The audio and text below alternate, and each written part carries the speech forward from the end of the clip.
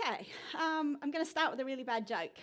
Guy walks to the doctor, goes into the doctor and he says, "Doctor, it hurts when I do this, and it hurts when I do this, it hurts when I do this, and it hurts when I do this, and it hurts when I do this." And the doctor says, "You've got a broken finger."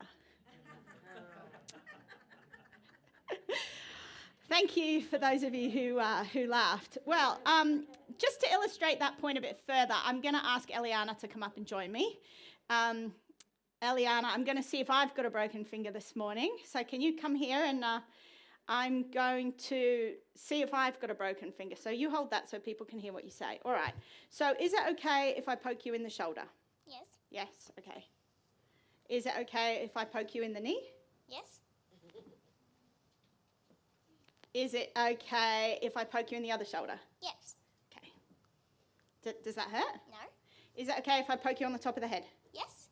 Okay. Is it okay if I poke you on the nose? Yes. Okay. All right. Is it okay if I poke you in the eye? No. No? Why not? Come on, I could poke you everywhere else. Because it hurts. Well, what if I'm really, really gentle? I'll just go. Oh, come on. Like, you felt me poke you everywhere else. It didn't hurt, right? No. I don't get it. All right, okay. Thank you very much, Eliana, for your excellent help. Thank you. There is something about our eyes that we are very, very protective of, right? And there is this awesome verse in Zechariah chapter 2 and verse 8, which has this line right at the bottom of it that says, "He who touches you touches the apple of his eye." To God, we are the apple of his eye.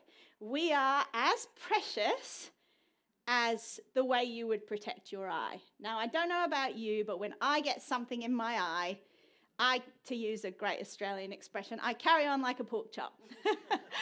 Right? If I have something in my eye, I can't just carry on with my day. Like if I hurt my hand, I can go, okay, my hand's sore, but I can get on with my day. But if I've got something in my eye, I'm like, it hurts, I need some water. And then I rush to the bathroom and I'm trying to wash it out and I'm hunting in the medicine cupboard to see if there's an eye bath and do I have any eye drops somewhere? And it hurts. You know, like we can't just, it's not like a poke in the shoulder. To poke in the eye, ouch. Like, that's something we are just so protective of. And this is how God feels about us. We are the apple of his eye. Now, Zechariah 2 verse 8, the word is not actually literally the word apple. The word here is the word hollow. In the original Hebrew, it just means like a gap or a hollow, which is obviously literally what we have. But when the 16th century translators came to this verse, they said, well, we don't use that. We don't say he who touches you touches the hollow of his eye. That's not how we speak in English. And the apple of his eye is actually an English expression that's been around since the 9th century. So they said, let's take an idiom, an expression that we're familiar with, and let's put it there in the Bible because everybody understands what that means, the apple of his eye. So you are the apple of God's eye. You're God's favourite. And if you look at this in the broader context, actually what's really interesting about this is this is the book of Zechariah. Now, probably this isn't a book that you read every day. It's possibly not one of the most famous of the Bible books.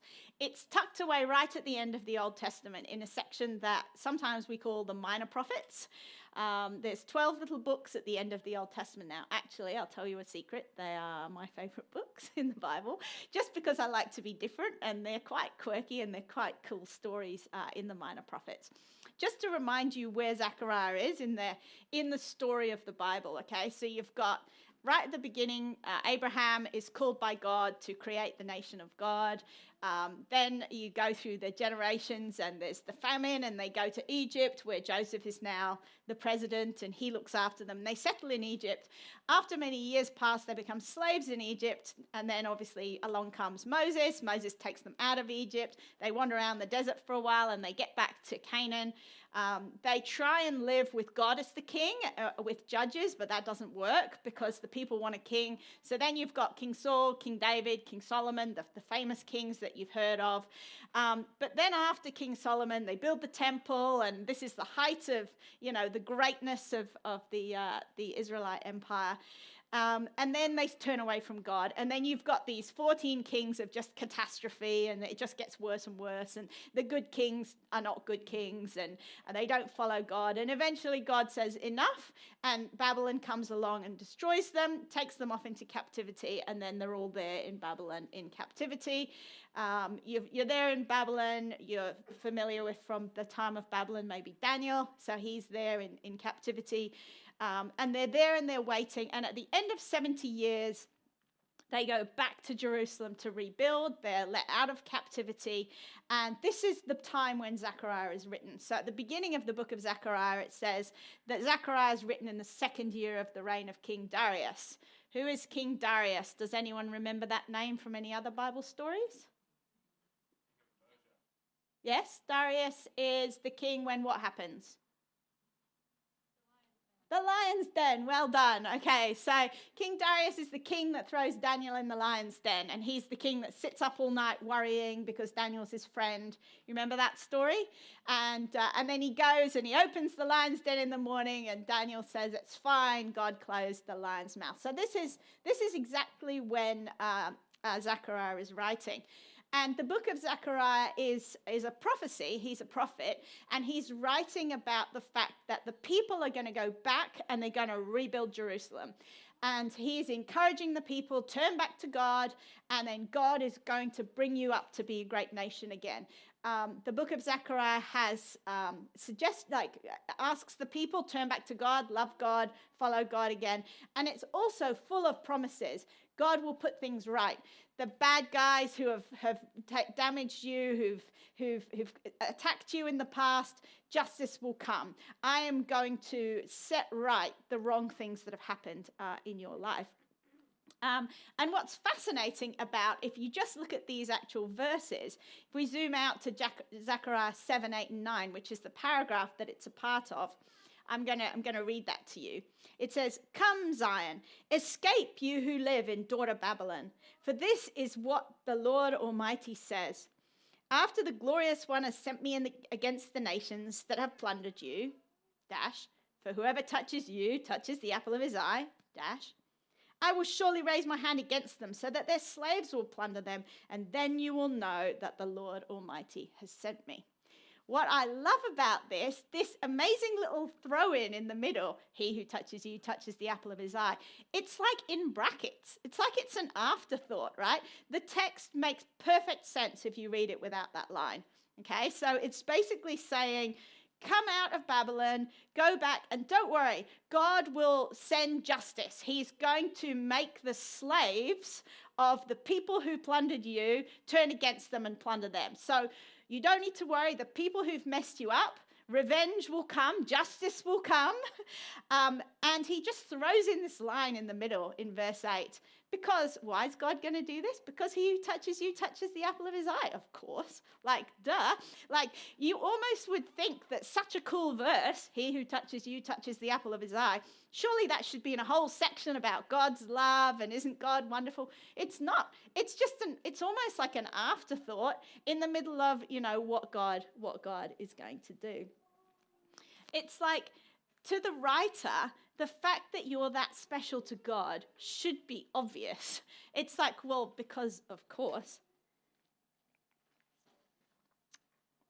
So, sorry, I've been preaching without looking at my notes, and now I've lost my place.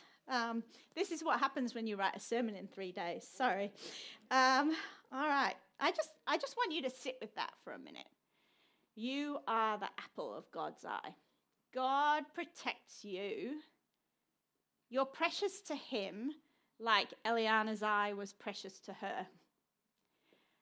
When someone pokes you, they poke God in the eye. When someone messes with you, like, what's that film? You mess with me, you mess with my whole family. Like, that's like what God is saying. Someone messes with you, they mess with God. Now, just before you go, hang on, people have messed with me and I don't see the justice coming. Just remember, this isn't immediate retribution, right? So this is 70 years after Babylon has taken them into captivity. God's justice for wrongs that have been done to us may not be immediately in the time frame that we want, but God promises to make it right in his time. Now, I know that there are people in this room who feel right now like they are being messed with.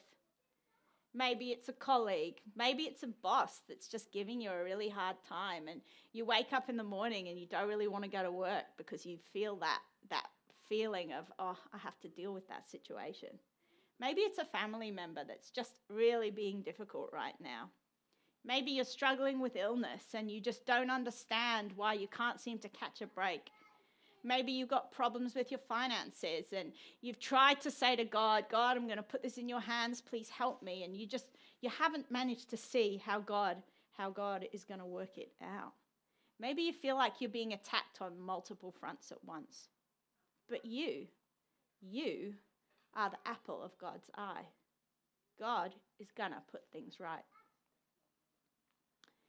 Did you know that God thinks you're beautiful? Did you know that God has a favorite and it's you? He adores you. The Bible is full of lovers' language to refer to the fact that he gets jealous when you don't spend time with him. He misses you when you don't talk to him. He cries when you cry. He laughs when you laugh. He absolutely thinks that you are his favorite. He loves that new haircut you got. I didn't even notice, but he did. He loves it. He thinks you look just fantastic. He thinks that new dress you brought looks absolutely fantastic on you. He saw when you resisted going back for seconds of birthday cake this week, and he is so proud of you. You are the apple of God's eye. But we struggle with this. It's the most basic concept in Christianity. God loves you. And we say it to our children, and we can say it, oh yeah, we know God loves us. But do we really? Do we really believe that God loves us? Yeah, we know God loves us. But do we? Why do we struggle with this? Why do we live under these banners of guilt and shame and fear? They're lies. God adores you. Now, over COVID, I got a new member of my family. His name is Corey, and he's my little COVID kitten. He was a rescue kitten, actually. He was found abandoned at a building site when he was 4 weeks old in a plastic bag, and he was handed into the local vet. And they basically hand-reared him with a little bottle, and I got him. There he is when he's a tiny baby kitten. Actually, the people who were in my Zoom group during COVID, they would have seen him quite a bit, because when he was small, he often used to come and Zoom bomb our meetings and come and say, hello, I'm Corey. His name's Corey. And he is a silly boy. I just absolutely adore him. As he's grown up, I've got up some photos of him. I just adore him. In fact, I could show you photos of him for hours, and you'd be sitting there going, all right, I'm bored now, because obviously you don't really care about my cat. But to me, in fact, I was going through my phone trying to find some photos to share with you today, and there are so many photos on my phone. I was like, I'll just pick a few, and I realized I'd picked 46, and that was a few, and I'd gone over most of them, right? Like, I love him. He's just so cute. And I don't know if you saw the one of him in the dryer. I don't know if that came up yet, but like I had the dryer and the clothes were all warm, and he just jumped in and he nestled in with the clothes after, I just opened it to get the stuff out. He's just so lovely. Now, the problem is when I first got him, he had a tendency, like when he was teething, he'd want to chew on everything. And so I'd put my fingers in his mouth because he's tiny, tiny teeth, and I'd let him chew on my fingers, and it was just funny. The problem is I didn't teach him that was a bad thing. And as he got older, he thinks this is a great game to chew on my fingers. And so now that he's like 1.5, he chews on my fingers and it really hurts. And he thinks this is a great game. He'll be purring away like he's the happiest cat in the world as he's literally like ripping shreds out of my skin, right? And it hurts. And I'm like, Corey, stop it. And I've tried to tell him off and go, stop scratching me, stop attacking me. One of his favorite things to do, I'll be patting him on his stomach and he'll wrap his front paws around me and then he'll be kicking me with his back feet. I don't know if you've seen cats do that. And while he's got his teeth biting on my fingers and very regularly my hands will start to bleed. And very regularly my arms are covered in scratches actually, and they're Corey scratches. And and other people might hear that and go, you got a crazy cat. I would not let my cat treat me like this. And some people have said, Lani, you've got Stockholm syndrome. You're love the attacker. But when I stop and think about that sometimes, I think, now this is a stupid analogy, sure. But if I can love Corey even when he hurts me, don't you think God can love us when we hurt him? Can't God love us? When Corey bites me and my finger starts bleeding, do I go, you know what, Corey, I'm done with you. Get out. I'm throwing you back in the plastic bag and taking you back to the building site. Of course not. He's my baby and I love him to pieces and I would lie down in traffic to protect him. And, I just adore him. And yet he hurts me. He genuinely hurts me. I've had scratches on my face. I've had my nose bleeding. I've had him attack my feet while I've been walking barefoot. He'll just come out and pounce on my feet, which he thinks is a great game. And it hurts. And I've told him off for it. I've tried, but the problem is I built a habit when he was a kitten and it's too late now. But I love Corey unconditionally, even though he hurts me. And God loves us unconditionally, even when we hurt him, even when we mess up, even when we have shame, even when we have pain, even when our lives are wrong. God loves you. God is crazy in love with you. You are the apple of his eye. I believe in something that I'm going to call secular prophets. And I also believe that God can speak through people who aren't necessarily Christians. Sometimes non-Christian people write songs, and those words can be words just for you, straight from God. So I'm going to try to change a song for you today.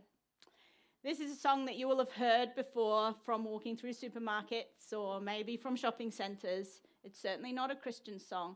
And it's actually a song that I don't really like. It's not a band that's my favourite.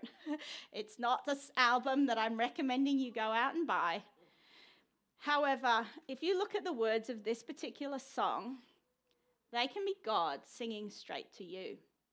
And what's powerful about this is if you listen to this song with those ears of God singing to you, every time you hear this song in future, it can be God singing to you, saying, this is how much I love you. This song, now you might think, hang on, God doesn't sing. Actually, that's not true.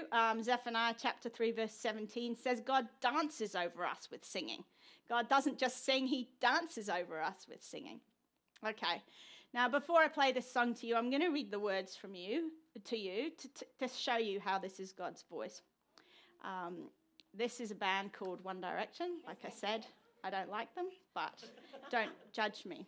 Okay. All right. The words go, you're insecure. Don't know what for. You turn heads when you walk through the door. You don't need makeup to cover up. Being the way you are is enough. Everyone else in the room can see it. Everyone else but you. Baby, now you might go, hang on, God wouldn't call me baby. But hang on, I would say, Sylvia, you're God's baby girl. Paula, you're God's baby girl. Warwick, you're God's baby boy. Ewan, you're God's baby boy. You know, God loves us. We're his children. Baby, you light up my world like nobody else. I truly think God thinks that about us. We light up God's world like nobody else. I don't know if you remember before I said God likes your new haircut. The way you flip your hair gets me overwhelmed. And when you smile at the ground, it ain't hard to tell you don't know. You don't know you're beautiful. If only you saw what I could see, you'll understand why I want you so desperately. That's God, absolutely. He wants you desperately. Right now, I'm looking at you, and I can't believe you don't know. You don't know you're beautiful. So come on, you got it wrong. To prove it right, I put it in a song. I don't know why you're being shy and turn away when I look into your eyes. Everyone else in the room can see it, everyone else but you. Baby, you light up my world like nobody else. The way you flip your hair gets me overwhelmed, but when you smile at the ground, it ain't hard to tell. You don't know. You don't know you're beautiful. God thinks you are beautiful. I want you to listen to this and hear God singing to you. You are the apple of God's eye. He wants you desperately. He loves you so much. You're his baby girl. You're his baby boy. And he thinks that you're beautiful.